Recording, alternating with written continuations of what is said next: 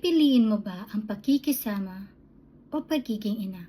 Hi guys! Welcome to my second episode of July Tales Off. Warning! This story contains bullying that may be disturbing or upsetting or triggering. Kaya scroll up kung ayaw nyo ng ganitong content, okay? Itago natin siya sa pangalang Anne at kaibigan nitong si May. Close kami ni May. Pareho kaming may anak. At sakto, naging kaklase ng anak ko yung anak niya. Noong una, okay naman. Nagkakasundo rin yung mga anak namin. Pero habang tumatagal, napansin ko na parang may nagbabago. Isang araw, sinundo ko yung anak ko sa school. Dalawang kaklase niya ang lumapit sa akin at nagsumbong. Pinupukpok daw ng anak ni May sa ulo yung anak ko. Paulit-ulit. Hindi ako agad naniwala kasi bata lang yan. Baka naglalaro lang, pero ang sakit marinig bilang isang magulang. Hanggang sa nakita ko mismo. Doon sa mismong araw na yon, nakita ko kung paano sinampal at pinukpok sa ulo yung anak ko. At hindi siya lumalaban. Para akong binagsakan ng mundo.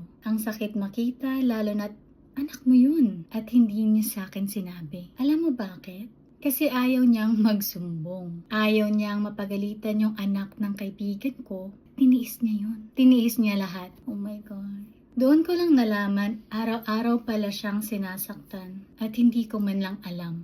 Nung nagkalakas ako ng loob na sabihin ito kay May, ang sagot niya, nagsumbong din ang anak ko. Sinasaktan din daw siya ng anak mo. Nagulat ako kasi ang daming bata na nakakakita at ang alam ng mga kaklase nila kung sino talaga ang nananakit. Pero ang bilis niyang baliktarin. Ang mas mabigat, pinalaki ko yung anak ko na wag manakit, wag gumante. Paulit-ulit ko sinasabi sa kanya, magsumbong ka kay teacher, wag kang gagante. Pero hindi niya ginawa. Siguro natakot siyang mas lumala o baka natakot mapagalitan yung anak ng kaibigan ko. Ngayon hindi ko na alam anong dapat gawin.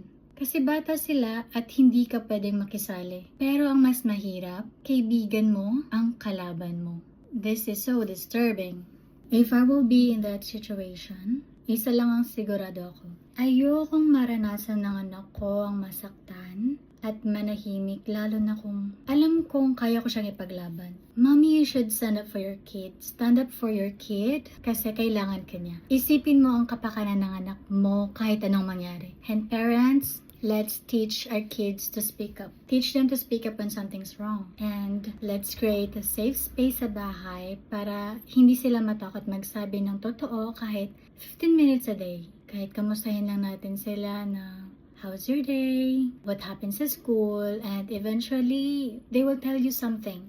Kahit small detail lang yan, they will tell you kasi they feel safe. Kahit bata lang sila, it leaves a big impact on their hearts and minds. Mind you, kahit nga adult, kahit nga tayo, ayaw natin ng bullying. Ayaw natin bully. Ayaw ko magsalita ng mga masasamang words kahit natitrigger ako sa ganitong mga story kasi bata to eh. They are innocent and kailangan natin mag-speak up. Mga nanay, we need to stand up. And bye. And thank you guys for watching, and if you have any confession, please send them to my page. Bye bye.